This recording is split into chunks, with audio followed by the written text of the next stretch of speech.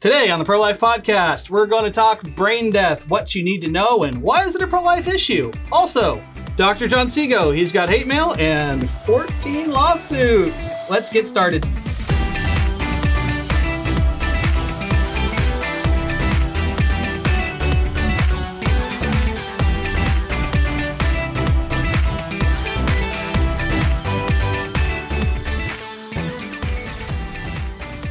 Welcome back. I'm joined by the usual suspects. Veronica Arnold-Smither, pro-life educator. Howdy. Emily Cook, pro-life attorney.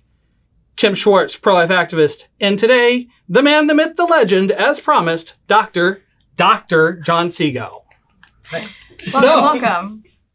Well, let's introduce John first. John, tell us a little bit about what you do for a living, how you have long you've been with Texas Right to Life, and why we get to call you doctor.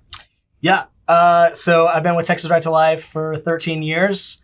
I've worked in our legislative department. I've been head of our legislative department since 13, I think. I don't know. Who cares? Work in the Texas Capitol trying to pass pro-life legislation. We have a legislative team of 5 members, and our office is right across the street from the Capitol. So we're over there working with elected officials, doing research and writing to pass life-saving legislation.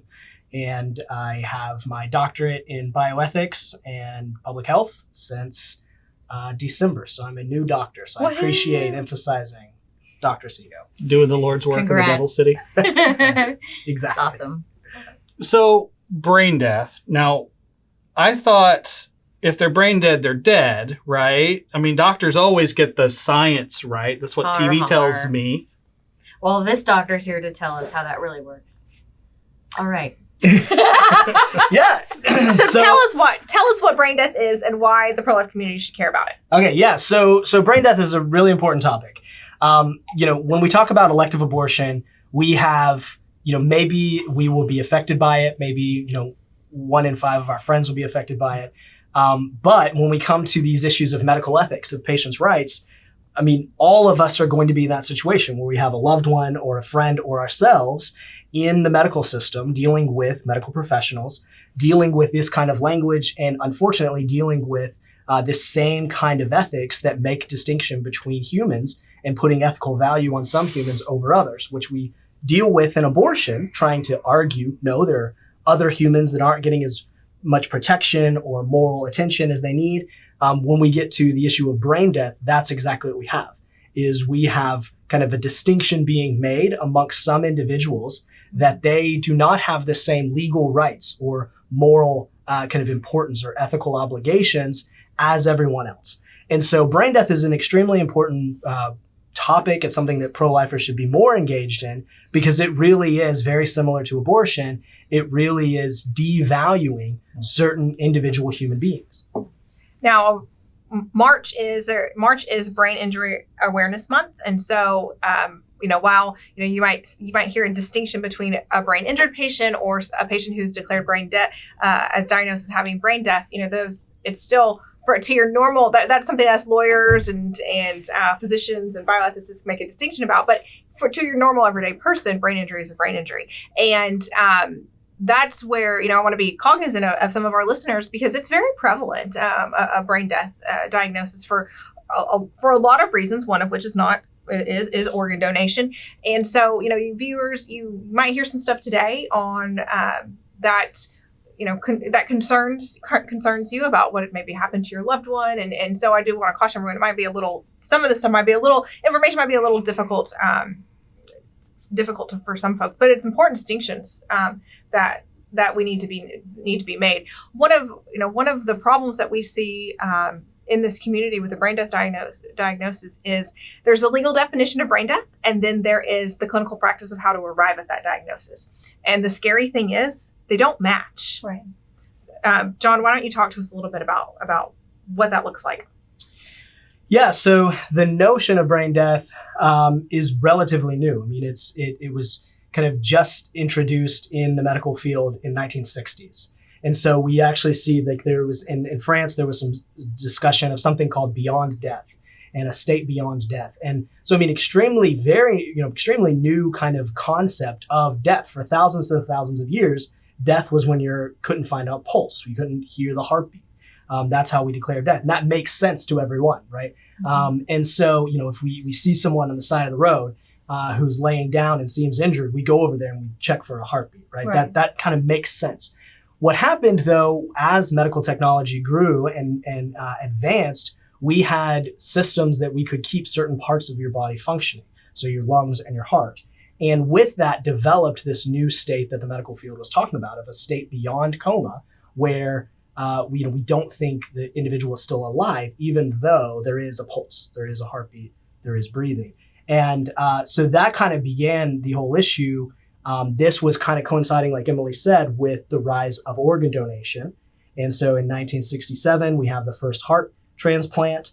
And then in 1968, we have a group of Harvard medical professionals talking about brain death, and really kind of first the official explanation of what it is and defending it as an official definition of death.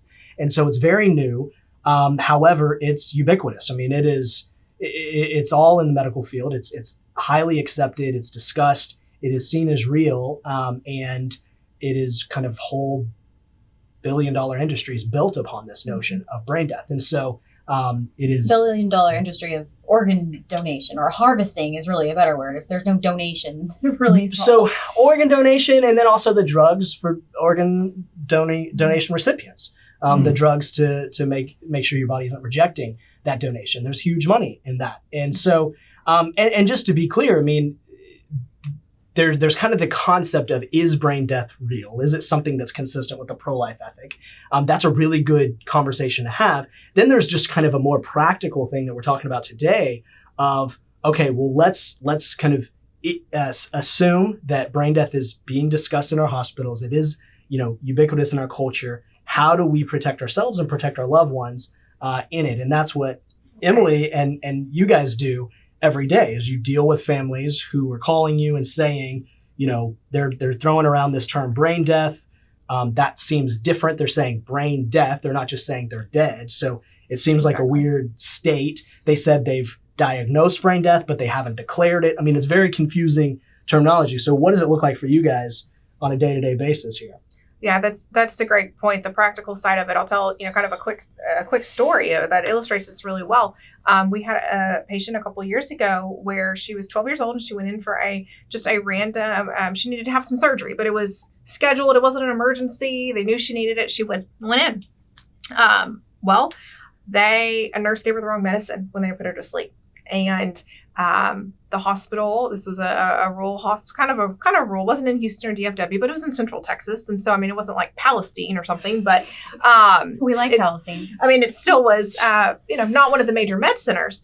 And they had diagnosed brain death and told her, in Texas, well, in any state that is part of the this kind of uniform declaratory death judgment act, if a patient is declared and diagnosed as brain death, then the hospital can remove life support without your consent. Like, they don't have to. They are legally considered dead as a deceased individual. And so in Taylor's case, we learned that this hospital didn't do all of the tests that you would normally do. Now, it's important to note that what we're talking about today is that the tests that are done still don't meet the legal definition of brain death. But the tests, some hospitals are diagnosing brain death, some physicians are diagnosing brain death without even doing those tests that everybody else does. And that's really scary to know. So we figured that out and insisted that the facility do this certain test. And when they did, she didn't meet the criteria by this test. This test showed, actually, no, she didn't meet the hospital's own definition of brain death. And so they had to reverse the brain death diagnosis. Now, that's the problem. When you talk about brain death as being dead, like, do you just come back to life? Right. It's having to reverse. Like, mostly dead all day. Yeah. There's some right. So you can see that there's some the intellectual holes here, problems. And then she went and did she have a brain injury? Yes, she did. Okay, but it was used as a tool to try to cover up potential malpractice, and that physician who had diagnosed brain death had only, by their own admission, done about three patients. Right. So do you really want your 12-year-old daughter and that to be the the person who's making that decision or that diagnosis? But families think when they show up that they're getting all the information that they need in order, well, the doctor says it and it's got to be true. Well, no, it's actually not. So those are, and the rush, we get calls weekly where it's just a grieving spouse or family member. There's been a car accident, and clinical practice is day 3 to 5 in the ICU. They come around and start saying, especially a brain death declaration, I'd say between 48 to 72 hours. Oh, yeah.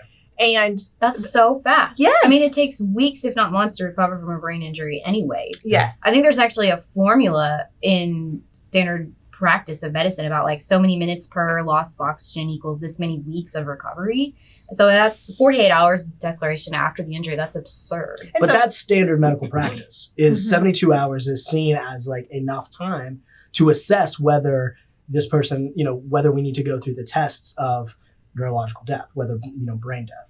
And that has been the traditional method. Thankfully, in the last 5 years, there's been a lot more of dissents, and there's been a lot more voices in ethics kind of speaking up, and in the medicine speaking up, saying, no, this is not enough. And so there are a lot more reports coming out that we need to change the standards to be more reasonable. Because people are recovering from so-called death, which is not supposed to happen. And that's kind of the part is, you use the word death, and you're not just talking about a severe brain injury. And walking out of the hospital, I'm not dead anymore. Yeah. So, yeah.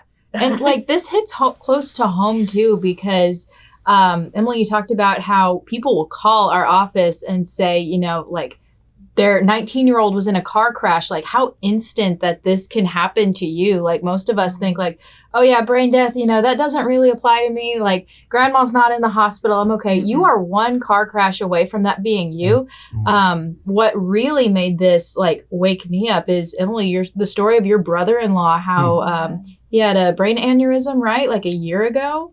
Yeah. And it was an abdominal aneurysm, but yeah. So he had an abdominal aneurysm like a year ago, and like his story was just so powerful of being really close to dying, but now he's like home, right? And yeah, and I mean that's a great example when you talk about the needing time.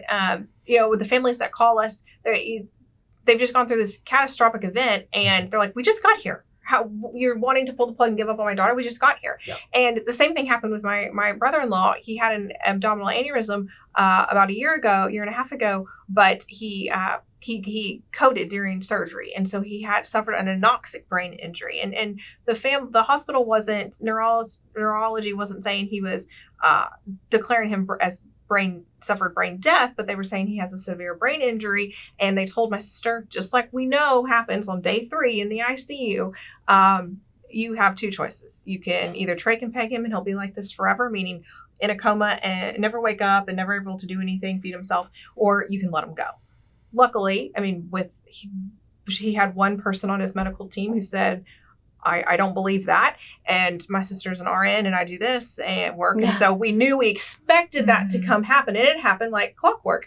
Now he's home, he talks, he eats, That's awesome. Yeah, absolutely. Because there was time there. But when we talk about what is clinical practice, the person who diagnosed that brain injury, it was a neurology resident, not even an actual full-blown completed their education. Yes. Yeah. Yes. So, that's, one of the things to impress upon people, that we've got the legal definition of brain death that doesn't match up with how it is actually the tests and things that are actually performed clinically. Now, we as the pro-life community and as patient advocates in the disability community, we see that, we recognize that. But as John said, even the medical community is starting to wake up to that and starting to say, we're not really doing this. Now, their answer, though, is different than our answer, right? So let's talk about that. Yeah. Their answer is okay. So we have this law. So the Uniform Declaration of Death Act, 1981. So we passed the uniform laws. There's this commission that writes kind of form laws, and it says, hey, states, you should adopt these. So in 81, that was finalized about this death declaration, and dealing with brain death in addition to cardiac death. And so that was kind of put out there, and then states started adopting it. So states started using this model, including Texas, and started adopting this. So it's the UDDA, is now kind of like that's the standard, and they've been updated a couple of times to include certain things, certain requirements for tests, and certain whether we have a second opinion or not. Not all the states have that, but that was kind of put in the model language. Well, now there's a debate about the UDDA and trying to revise it. And so some are trying to make it more stringent, more clarification about what doctors are required to do on the pro-life side. And then some are trying to loosen it to say it's really just up to the judgment of doctors. So you have this uniform piece of legislation that everybody's debating over. And Emily is particularly worked up about some of the suggestions to loosen it in neurology, Journal of Neurology. Yes. Roast it, Emily, roast it. So this is a recent article, a peer-reviewed article from American Academy of Neurology. It's the most widely read and highly cited peer-reviewed neurology journal, the official journal of the American Academy. So these are the experts. They are. And so the contribution section is kind of like those who have bioethics right now. And so, I mean, Art Kaplan's on there. It's just, it's a legit suggestion. This is not just some random blogger. It's not a fringe Right. group. Yeah. This is like the thought leaders in the movement. Oh, dear. Yeah. So, oh my gosh. Here we propose a solution to the alleged inconsistency between the meaning of all functions of the entire brain. I mean, wouldn't you think that like all functions of the entire brain, that would mean your brain is if dead? your brain Okay. dead. And something accepted stops. medical standards, right? So now we're going to move away from accepted medical standards by transitioning from an anatomical approach to a functional approach. Right. So in layman's terms, an anatomical, it's not like, is your body really dead? But it is, what is this subjective contribution you can make to society? And that's going to decide whether you're alive or And dead. are you functioning as we want you to function? Yep. Yes. Not are you functioning as a human being should function when they are brain damaged and ill. So right now, all brain functions, we can test that. Right now, the problem Emily was talking about, each hospital kind of adopts what tests they want. The law doesn't say you have to do this series of tests, but it's a function. We can do a scan and see whether there is blood flow in your brain or not. It's an objective question, yes or no. Now we're talking about functionality. Now we're talking about kind of, okay, we don't care what is actually going on in the brain, what is the effect of it? And it could be caused by many different things. The paralytics that you're on at the moment, could be, affecting the functioning of it. But they want to move into a more kind of judgment about the functioning, not about the structure itself. So not objective, but more subjective. Also giving doctors more authority, right? To kind of have the final word, which is not in our current law. Yes, and that's one of the things we need to impress upon folks.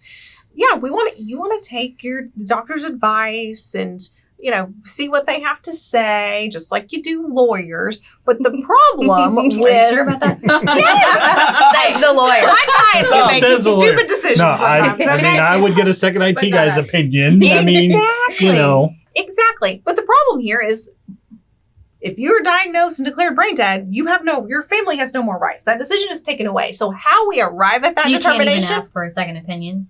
it depends on what the law is, and that's kind of one of the That's what they're debating. yes. The people who are trying to move it to a more objective standard want there to be a second opinion built Mhm. into it. They want you to be able to deny testing, and because certain tests have a physiological effect on you. Mhm. Actually, certain tests they do could cause more brain injury.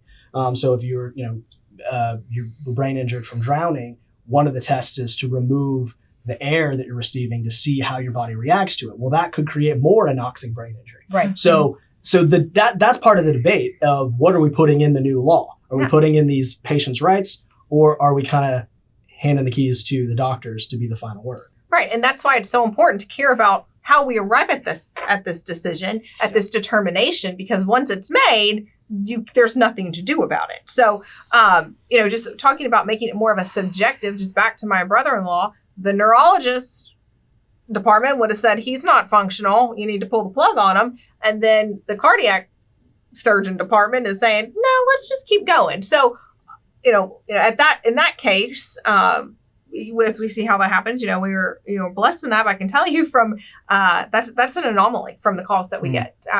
Absolutely. Oh goodness. Yeah, there's a lot in here. I read the paper too, and One of the things that really stood out to me is that they use the word social a few times to add criteria, basically social criteria for how to determine when to consider someone brain dead or not. And it reminded me of Roe v. Wade and Doe v. Bolton. They literally define social health, they include social health in Doe v. Bolton, but they don't define it. And so that is how it was legal to have an abortion up to 9 months. So it's kind of interesting actually to see from the pro-life perspective how this language creeps in a lot of areas that we compete and fight against every day. And now here we go with brain death. There are new social reasons to consider someone brain dead. And at the end of the day, that's the whole point, though, is to say, who do we have or what do we have moral obligations to? Because if I say you're still a human, even though you're there and severely brain injured, I'm obligated to care for you. I'm obligated to, pay for your health care. I'm obligated to keep you alive. Whereas if you're not a moral agent anymore, I can just write you off. Well, then all of a sudden you're no longer a person, but you're a commodity. And with organ donation, the same thing with our preborn neighbors is, whether we have obligations to them or not, depends. And if you can define them out of their human, their personhood, then we don't have obligations because, they require things of us, and they require a lot of their mother, obviously. So I think that's it. And it's, there's some really great bioethicists who are not on our side of the issue, but they're at least honest saying it is a social construct. This idea of brain death is completely made up. And they say just like legal blindness. I don't know if either of you guys are legally blind.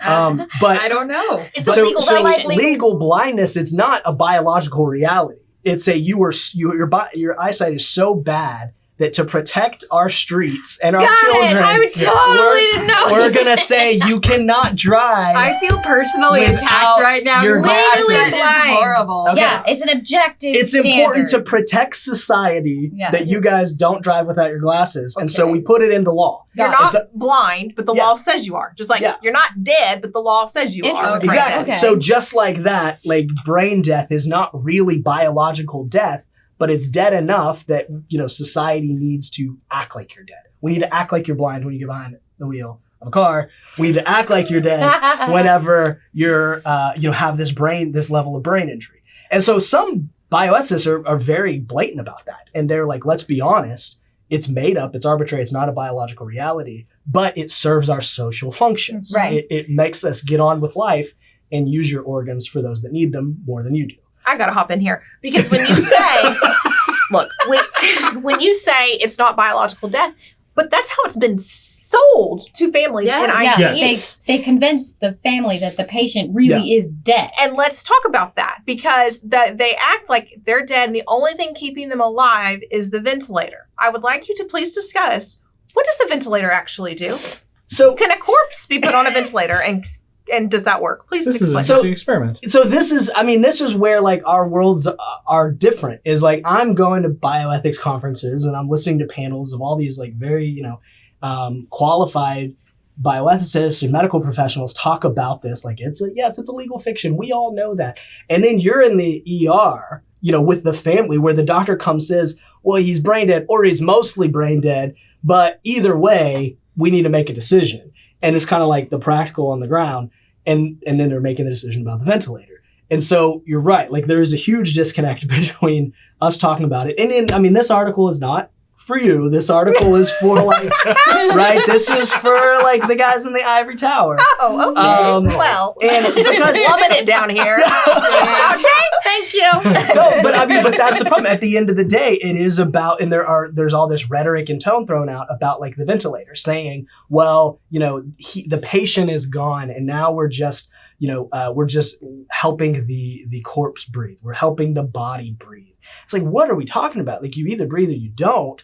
And so, that's kind of like on your side of with the ventilator, they're saying it's not doing the patient any good anymore because in their mind, the patient isn't there. It's just that body with parts that we. Well, it goes back to the social aspect of it. They're not. This person's not functional, so the ventilator's not good from this. It's not that the ventilator's not working. The ventilator is working. It's- That's literally That's why the they're problem. using it. That's why you have to take it out. But yeah, I Right. really like hammering this point home with the students that we work with.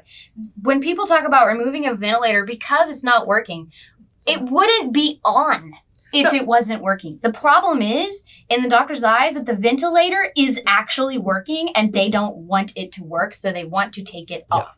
People die on a ventilator because what the ventilator does, now correct me if I get this wrong, but it's a breathing assistance, and it is helping you pump. I can't take this breath, it's helping me take the breath, but my body inside is doing what it needs to do.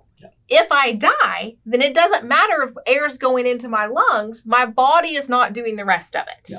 So there is a moment of biological death when you stop acting like an organism and you move into your organs are functioning separately. And so they're kind of into, that's what the YouTube video we'll put up later from our training will be more into the kind of conceptual idea of what's going on with this debate. But there is a moment where no matter how hard we try, we can't keep the body alive. We cannot keep a body functioning. But the rhetoric, especially in the ER, is like, well, they're not going to get any better and we're just going to be stuck here for decades, with this ventilator on. That is not physiologically possible. Jahi McMath is a great example. She was declared brain dead in California. They transferred her. They fought it in court. She was declared dead, had the death certificate. They still fought it, were able to transfer her into New Jersey, transferred her there. They actually said, well, she's not dead anymore. So legally she was dead. Now she's alive. She still has her death certificate. I guess you just frame it. I don't know what you do. So, but then she continues to live on. Now she was severely brain injured, right? So she's not going to be able to talk to us. She's not going to be able to have the social, inputs and criteria that we may put on her. But she went through puberty while she was on the ventilator. She did start to respond to some of her mom's commands, and she voiced a couple words like "mom" or "yes." Years and years down the road of this. Yeah, but it's not the recovery story, right? That you would say for able to say this whole thing was worth it. That they would say is, well, she's not, being able to go to school. She's not, doesn't have any social interactions. Well, and that's just a quality judgment that they don't have a right to make. And when this happens to you and your family, it's too late to start thinking about it. That's why the pro-life community needs to be engaged in this dispute. And we've said that from, for our day when Roe v. Wade was, when the court just came down with Roe v. Wade, people warned and said, you're applying this to preborn children. It's gonna keep coming. And they're right. I shudder to think, because I've just been around these families and stuff, but if my sister had not already had the tools to combat that, like what else would she have done as a 29-year-old faced with this situation with her husband? She would have believed what that doctor was telling her. Yeah. Yeah. So Emily, you made a great video practically for families how to prepare for this. Where you kind of walked through what families should know about just kind of the basics to know what brain death is and what kind of tools you have at your disposal. So there's kind of the big picture argument, is brain death something we should acknowledge in law? But then there's kind of an immediate fight going on, about what the law says. And then there's an even more immediate need of we need to be prepared for our loved ones, having the tools and knowing that whenever terms like brain death, or a brain injury are being thrown around, that we're really vigilant to make sure that we are protecting our loved ones and making informed decisions. Yeah.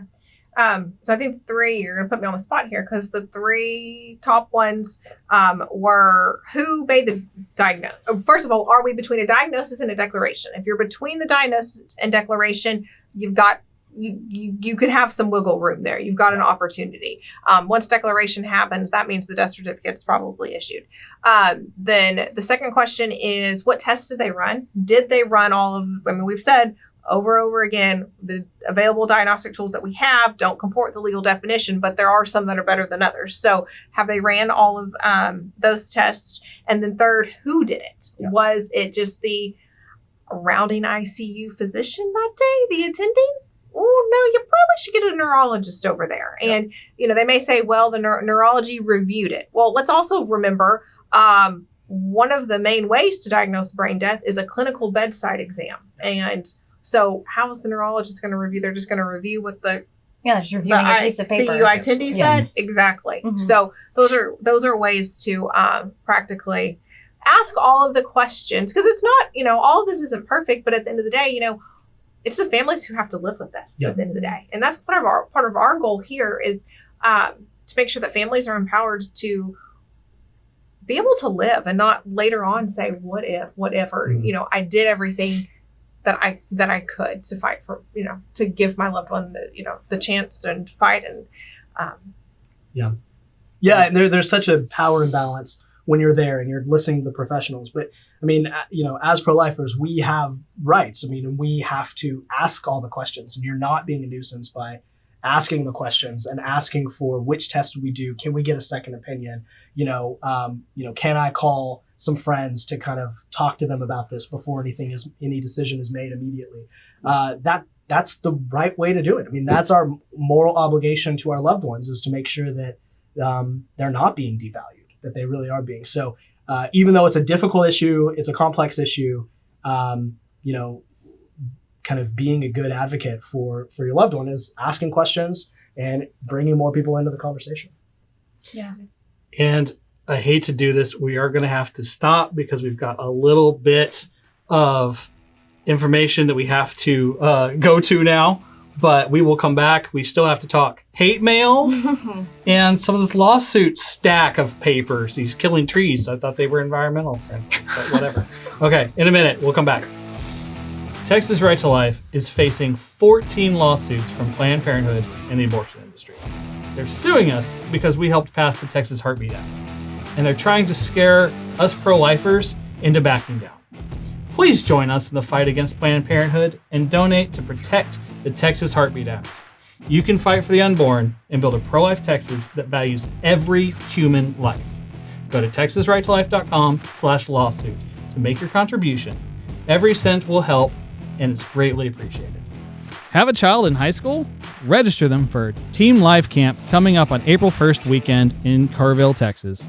They're going to have a blast with canoeing, archery, hiking, and much more. And all the while learning how to better defend the unborn from the crazy agenda of the left. But hurry, the ticket price increases on March 19th, so grab your tickets now. Every life is sacred, and every life is worthy of protection. Register now at teamlifecamp.com. Well, welcome back. So we will tag the aforementioned brain death video in the description below. So if you want to go find that on YouTube, it's in our account. We'll put it below so you can get to it really quick. But we need to talk about Dr. John Seago has helped with the Texas Heartbeat Act. And for some reason, there's a lot of people who are really mad at him for that. Yeah. And they send us things to the office to tell us such. So we have a special selection of the most recent few of these items, handpicked by our own Kim Schwartz for our reading enjoyment. Okay. He has not seen these yet. So this is... Are they censored? Are we going to need to put on the They're bleep they're sound? G-rated. Okay, I had okay. to edit out the vulgar ones Yeah. because this is a family-friendly my Twitter is program. not family friendly. No. So. No. Okay.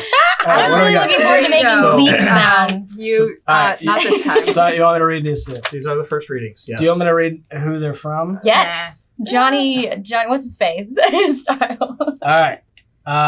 The Bigger Lebowski, at the Bigger Lebowski 1, wants me to know that Republican here, so John Seago, me, Republican here that is embarrassed by this law, hoping you get voted out. We're gonna vote you out. Okay. We're going to vote you off the island. So- only Seago was in the Texas House of Representatives. I would be. What voted out. awesome Yeah. that would be. Yeah. So if you want me voted out, you need to call our board of directors or my bosses here and get that vote going. God, thank you. All right, Bigger appreciate Lebowski. that. Okay. All right. This one says, riddle me this, John Seago. Oh, great. How can you dishonest zealot loons claim that a fetus has a heartbeat at 6 weeks when that is far too early for a functioning cardiovascular system to have developed. Okay, well, R. Walker, I don't have time for some embryology.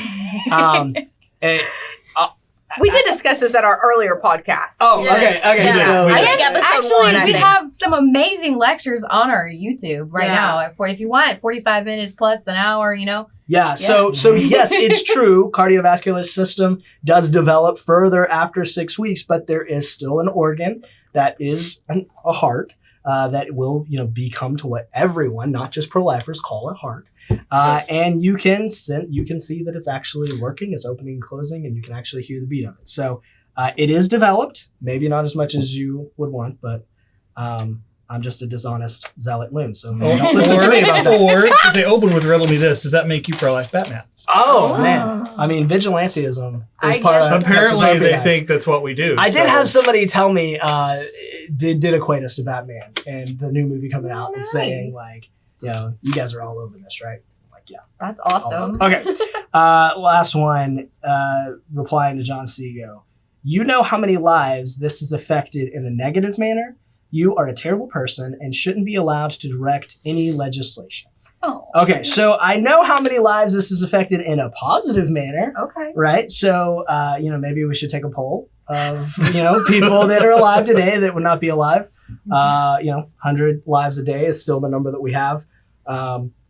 Since And- September 1st, 18,000 plus. Yeah. Yeah. Yeah. So we'll just And we'll do- give it about a year or Thousand. 3, and we'll ask them how they Yeah. feel about this. Yeah.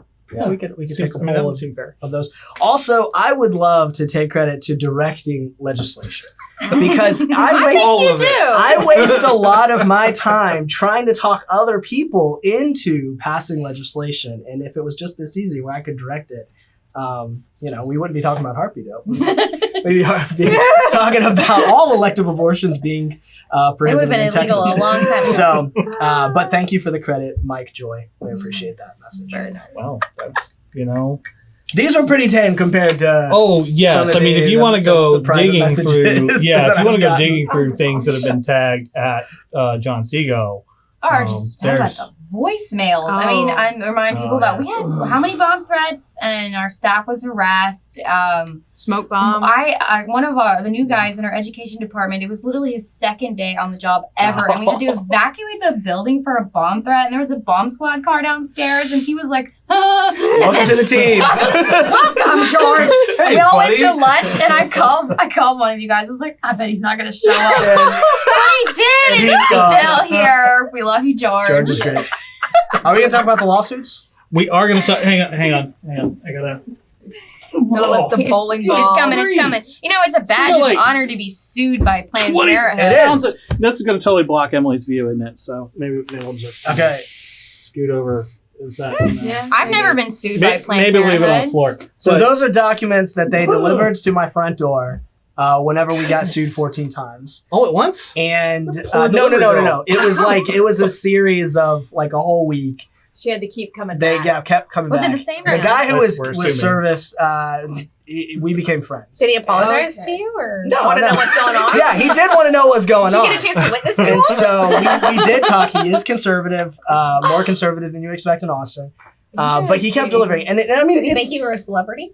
no. Oh. He knew what was going on by like the 5th day. He was like, "Hey man, how many do you expect to have?" And I'm like, "Bro, I didn't expect one."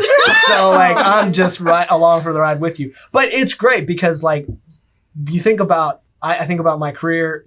13 years full time in pro-life work, and the best accomplishment I had before this is being part of instrumental legislation, but also being blocked by Whole Women's Health on Twitter. Like that was, I was happy about that. I didn't know Like that. I'm like Sure, yeah. they block me, Goals. and so when the abortion industry starts blocking you on Twitter, I'm like, oh cool, like what's going on here? And then I get sued for our work in the Texas Heartbeat Act. That's quite a career accomplishment.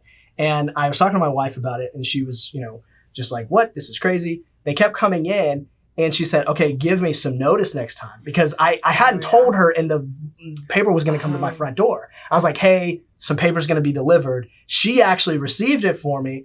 And she tried to, but she couldn't. It had to be me. And then she was like, you didn't tell me it was because of your pro-life stuff that you're like being sued.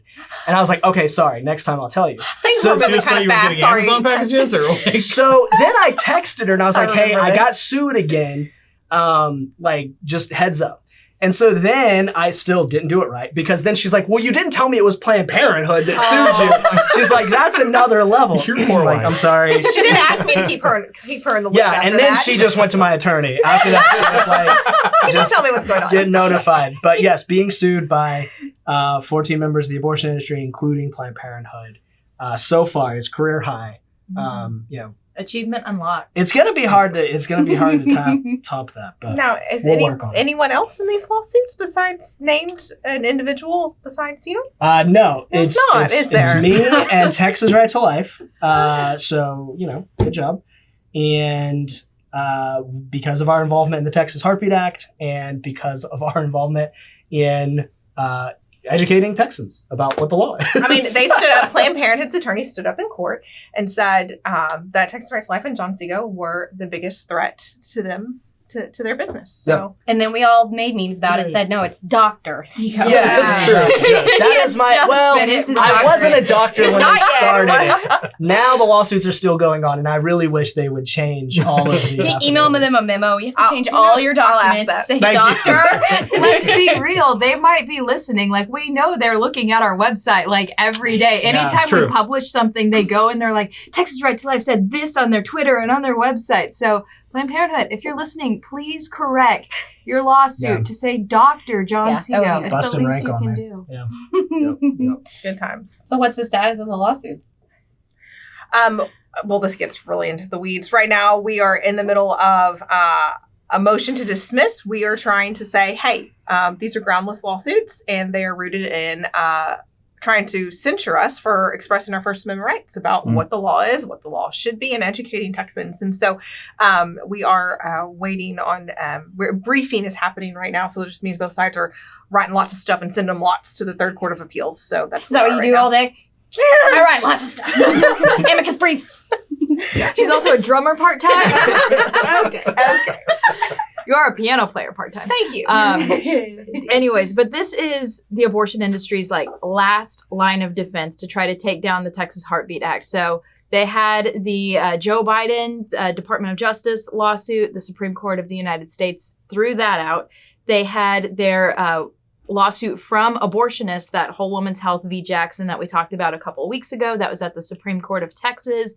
And that one really is on its last leg. Like that one's not gonna, that it is not going the way that they planned. That one is not gonna make an impact.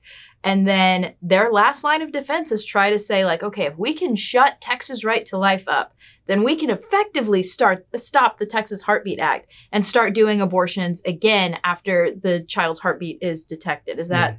It is. They've always, our lawsuits have always been kind of their third tier of defense, and now it's really their only tier of defense left. So, All right. Well, we're going to have to keep fighting that. And Brent, tell us how the people at home can get involved. Right. Well, as the previous break talked about, we've been sued 14 times. And these lawsuits, lawyers aren't cheap.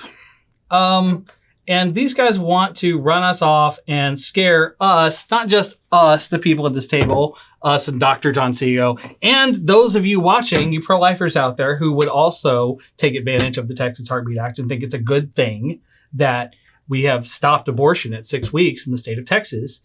They want to shut us all up and make us go away. So if you want to help fight these cases, you can go to texasrighttolife.com/heartbeat, make a donation, get in the fight. Thank you for joining the Pro-Life Podcast. Make sure you subscribe on YouTube, Apple Podcasts, Spotify, wherever you get your podcasts, and rate us 5 stars. We'll see you next time.